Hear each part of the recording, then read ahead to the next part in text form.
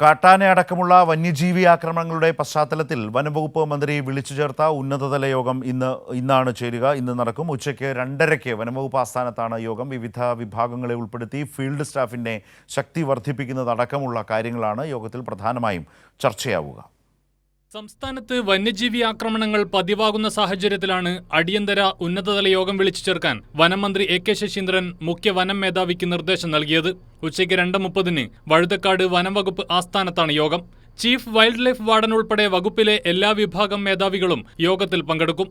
ജനവാസ മേഖലയിൽ മാത്രമല്ല വന്യജീവി ആക്രമണം നടക്കുന്നതെന്നും ആദിവാസികളല്ലാത്തവർ വനത്തിനകത്ത് പ്രവേശിക്കുന്നത് പരിശോധിക്കുമെന്നും മന്ത്രി എ.കെ. ശശീന്ദ്രൻ വ്യക്തമാക്കി. ആദിവാസികൾക്ക് പുറമേയുള്ള ആളുകൾ അങ്ങോട്ട് എത്തുന്നത് നിയമവിരുദ്ധമല്ലേ? അപ്പോൾ അത് എങ്കിലും നമ്മളതിൻ്റെ ഒരാൾക്ക് പരിക്ക് പറ്റുകയും മരണപ്പെടുകയും ചെയ്യുമ്പോൾ അതിൻ്റെ നിയമവശത്തിന് പകരം അവരെ ആശ്വസിപ്പിക്കുക എന്നുള്ള നിലപാടാണ് ഗവൺമെൻറ് എടുക്കുന്നത്. പിന്നെ എല്ലാം ഒരുപോലെ കാണണ്ട.